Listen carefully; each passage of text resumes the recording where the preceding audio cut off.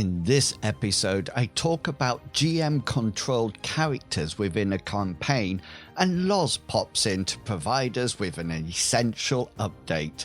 Welcome to the Mythras Matters podcast, Season 1, Episode 36, Essential Updates and Controlling That Character.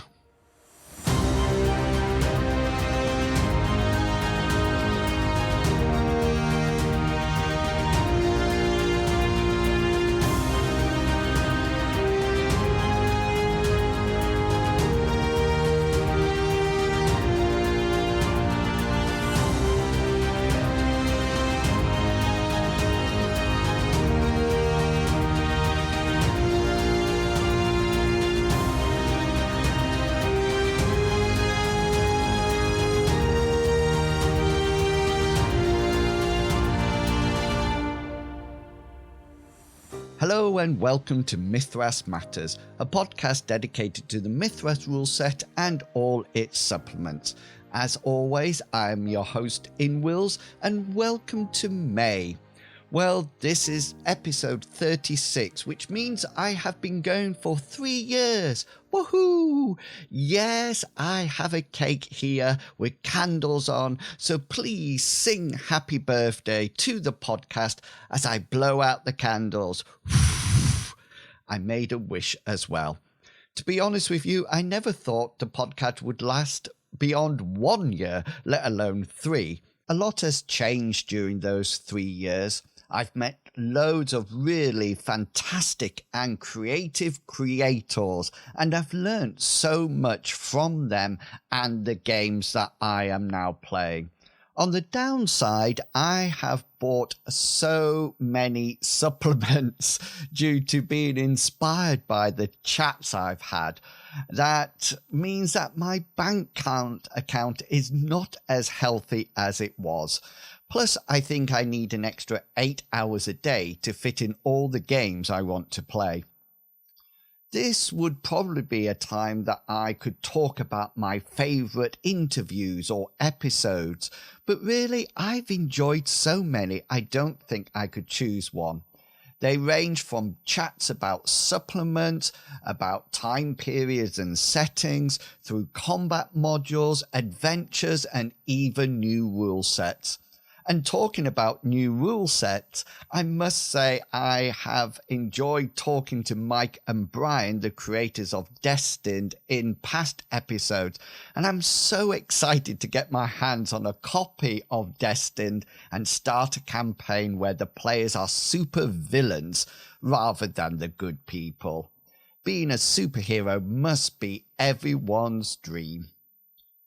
We will have Loz popping in later to provide some updates, but before then I have a topic that I would like to discuss with you, so settle back and enjoy the content.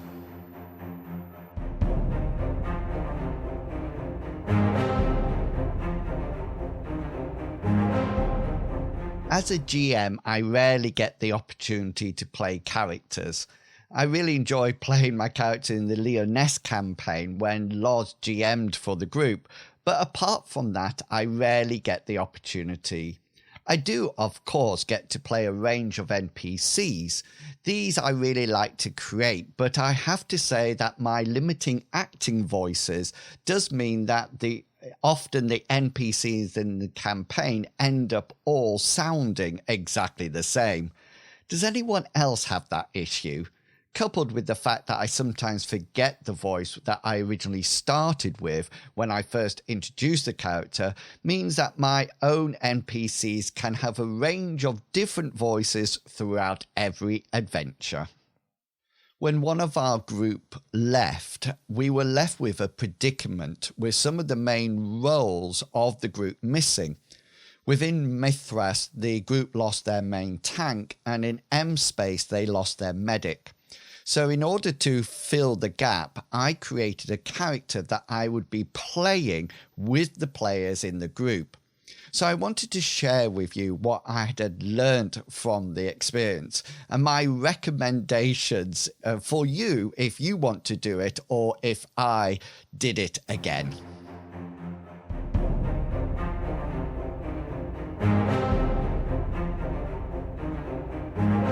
So my first recommendation would be to make them silent. Obviously, I didn't want the GM character to be providing all the answers to everything within the sessions, but at the same time, I wanted them to be there when the party was struggling. Because of this, I created two characters that would naturally be silent when the party were discussing things. Ulrich was naturally silent and really quite sinister, while Purdy can often be found recharging or maintaining her programming while staying silent until spoken to. Even though they were generally silent, they were still somehow realistic. I really wanted them to be part of the group and actually interact with them. I didn't want them to be a character that just stood on the sidelines and then quickly burst into action when combat was there. And so I developed a silent approach, but opportunities for them to engage with. With Ulrich, he would probably stay silent until requested to speak. Although I've developed Purdy in such a way that she often enjoys talking just to annoy the party. My next recommendation would be to make their skills needed. This was initially why the additional characters were created, but they did have to have a role within the group. Purdy is an excellent medical robot and will often be ordered into action when things start to go badly. These skills are not covered by anyone else in the group, and so she is often needed within the session or the adventure. If these skills are not needed, then the purpose of the additional character is just removed. This has happened in the Mythras game. I really thought that the party needed a tank to support them in combat, but as the game has progressed, the party has proved that Ulrich is not actually needed anymore, which means he will be retired. It's a shame, but I really did enjoy his background and I enjoyed playing him, and I hope he will return again in the future, maybe as an NPC.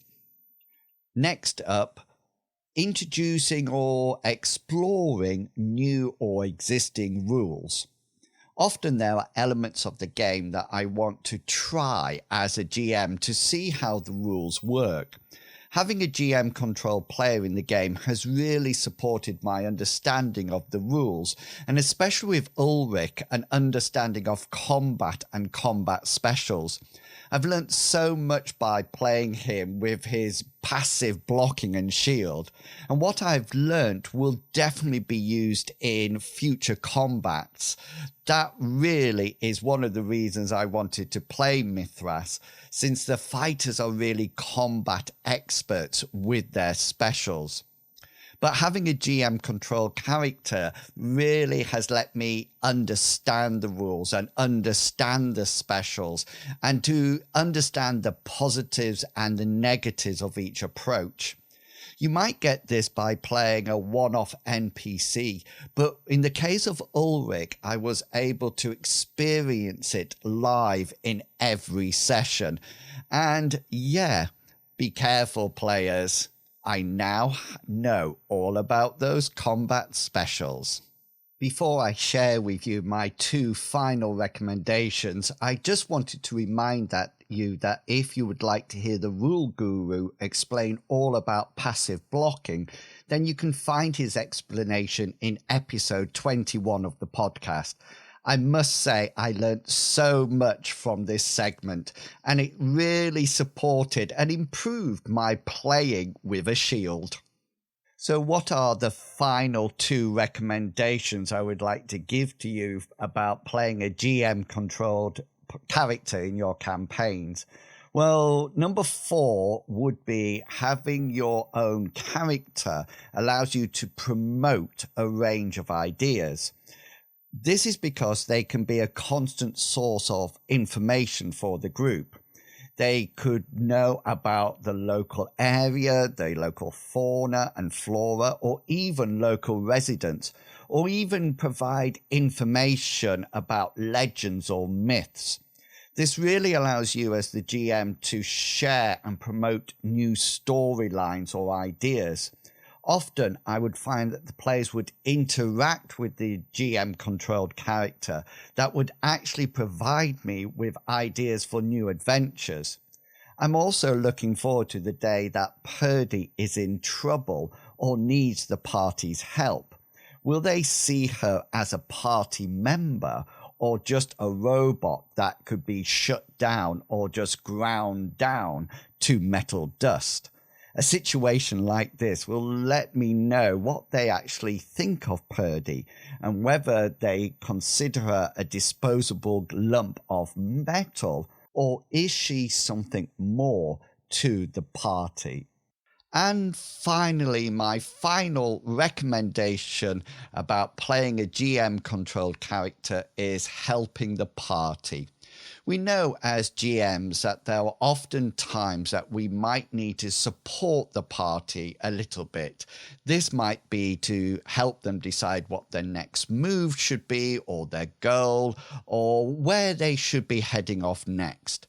The Call of Cthulhu game has a nice skill to deal with this situation, and this is the idea role. And although this could and maybe should be easily adapted and included into any game, having a player character controlled by the GM within the group really allowed me to provide an opportunity to support them or provide them with an additional nudge in the general direction. As well as this, it also allowed me to cast some fog over their current action or plan. Now, what I mean by casting fog is that sometimes at the GM, I might feel that I want to hinder the group a bit by throwing a curveball or red herring into the mix. You might all be thinking that this is a bit mean, but please don't judge me. I never lead them completely astray. Sometimes it is just so I can have a smug smile behind my GM screen. Although Ulrich is leaving the group, I've really enjoyed playing him as a GM-controlled character, and his backstory was pure joy to create. Purdy will continue to be a joy to be played. Yes, I know she often mimics C-3PO from the Star Wars franchise, but she is fun to play, and I really like the way she is developing her own personality and character. So if you are ever put into the position when an extra character is needed in the party and you don't have an additional player, then do consider using a GM controlled characters, especially regarding the recommendations and the positives I have shared here. There are some negatives, I know, but I'll let you discover those all by yourself.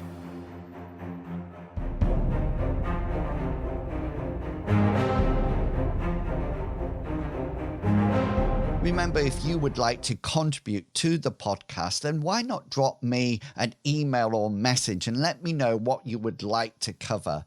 I'm always looking for reviews or chats with people, so if you're interested, you can email me at inwils@gmail.com or send me a message on the various forums I frequent.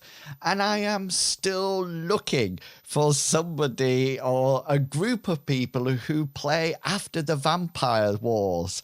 I actually bought this supplement when I first started my journey with Mythras, and I'm wondering, is there anybody out there who actually plays it? If you do, then do get in touch with me. I would love to have a chat with you for the podcast.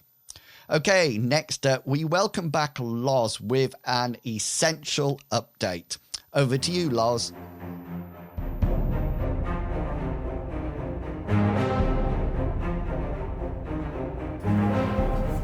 Hello, it's Lawrence here with some news and updates on what's happening behind the scenes at the Design Mechanism.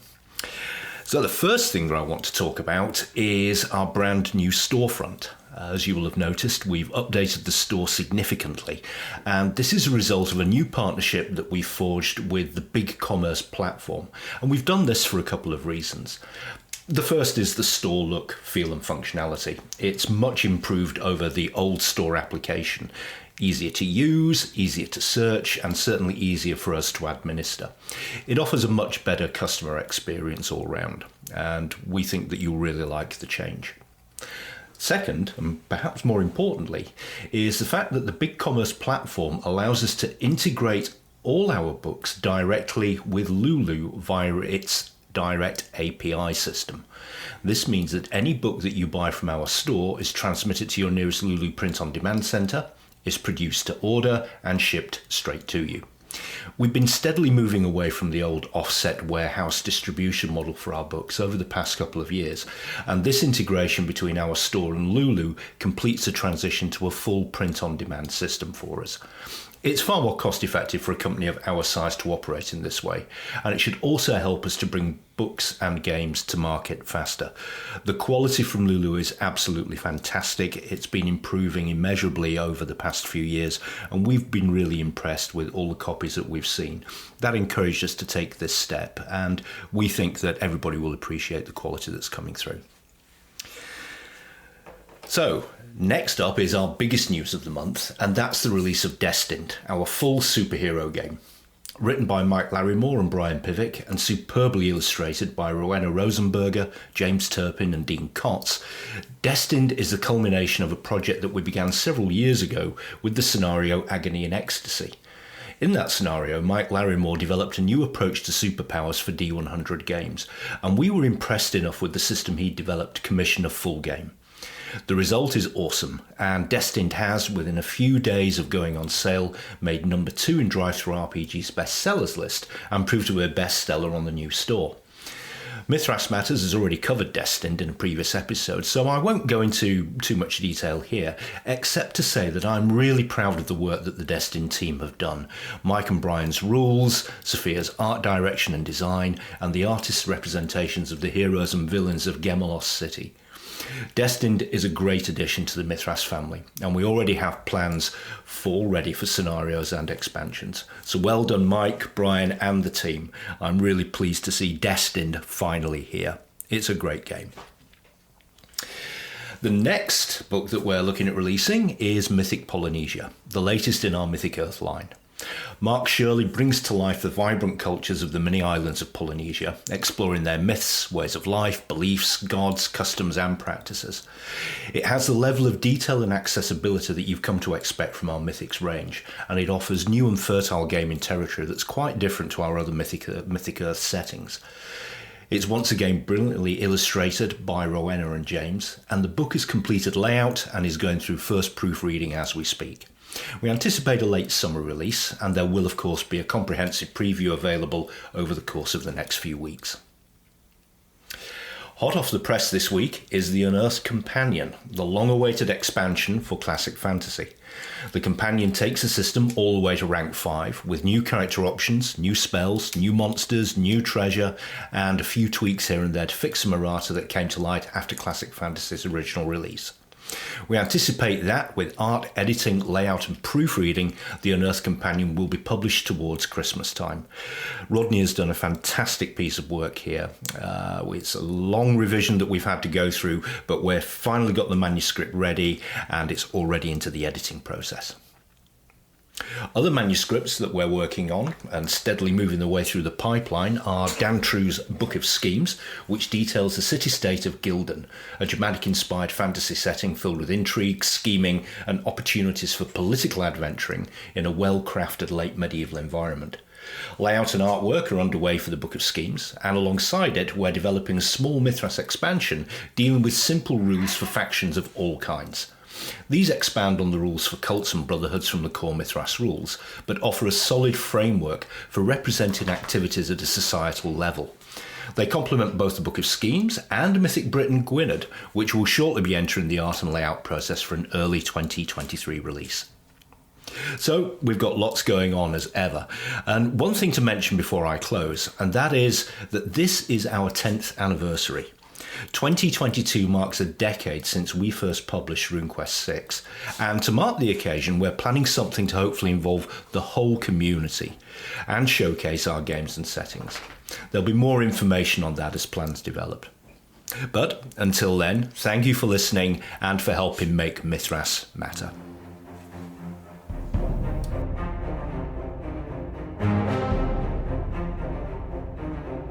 Thank you for that update, Lars. As always, loads of really exciting and interesting developments on the horizon. Next month, we're going to have the Rules Guru revisiting us, so that's definitely something to look forward to. I always improve my GMing due to his insightfulness, and hope you do as well. Now, as well as contributing to the podcast, remember you can also let us know what you would like to be featured in an episode. While making the Mythras Rules videos, there was always cries within the comments for an animist video, which I eventually got round to producing. And the episode number 34 of this podcast also had an abundance of content relating to an animist, as Rael and John supported my understanding of the spirits and the creation of orders associated with animists. Coming up next, my top 3 tips about creating orders within your Mythras campaign.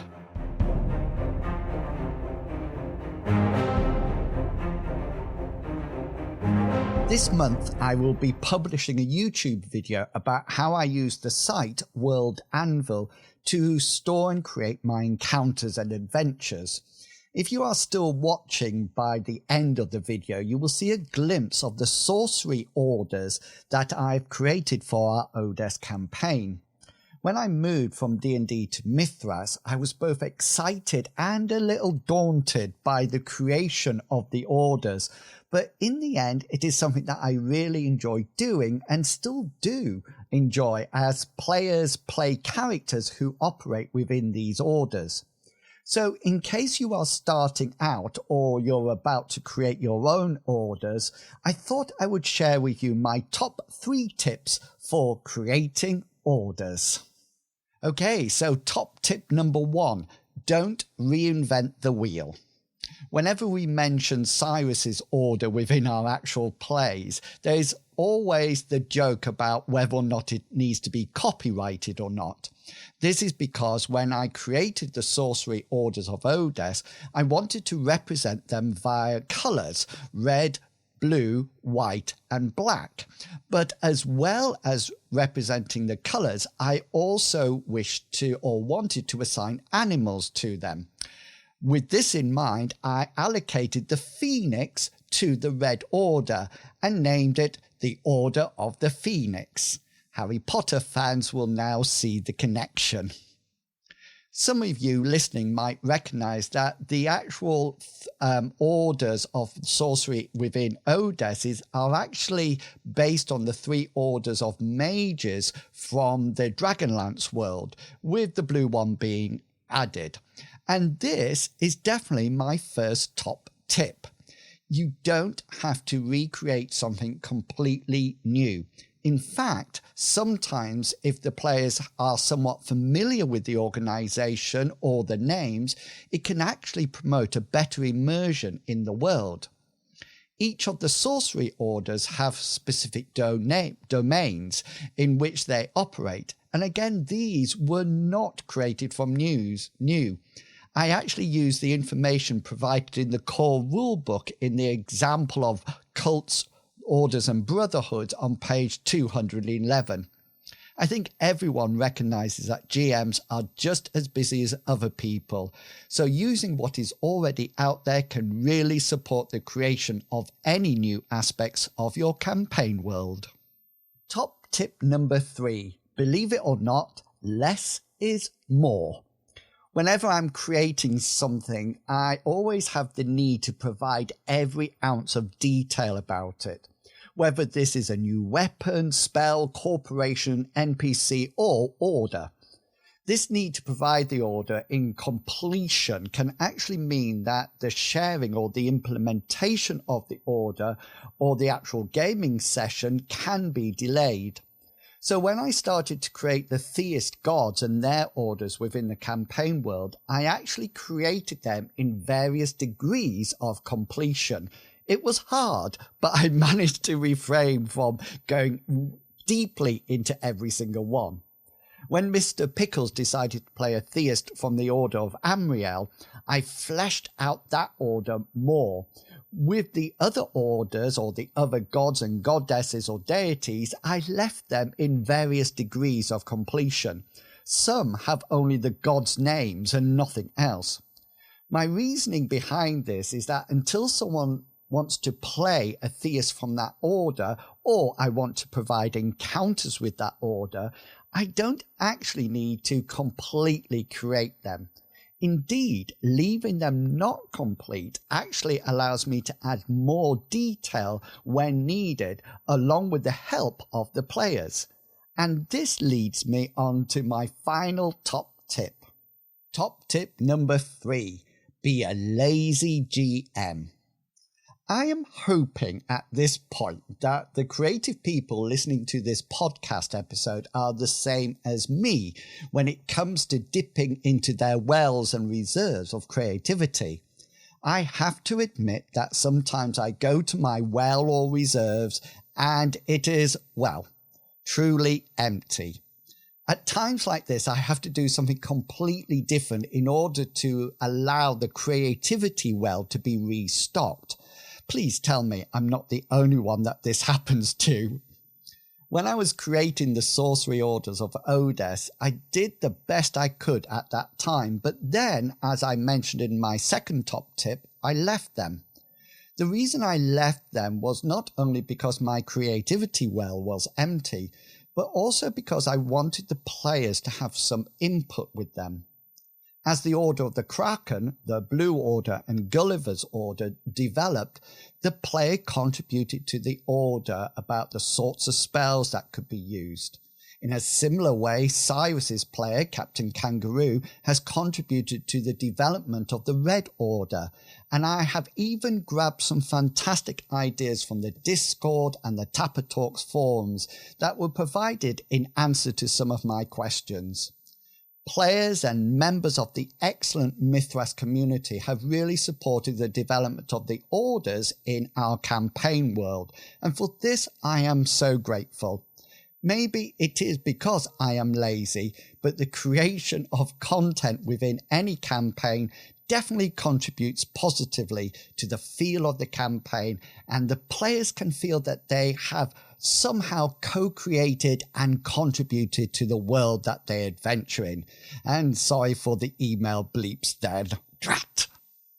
And those are my 3 top tips for creating orders within a Mythras campaign, accompanied by email alerts. If you have any tips to share, or even if you have created your own orders, then do let us know in the Discord or the forums. And if you are really brave, and this is not for the foolhardy, you can also leave a recorded message for the show by using the link in the show notes. I will, of course, play any recorded message in the next episode of Mythras Matters.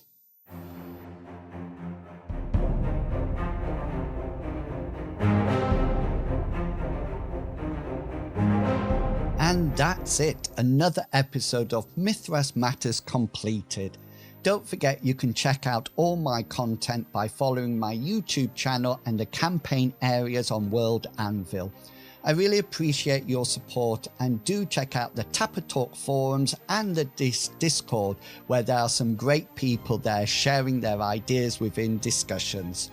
So until next time, have a great month of gaming, everyone, and I will chat to you all again in June. Until then, I hope all your opposed rolls succeed and provide you with a well-deserved special. Thanks for listening, everyone. See ya. Bye.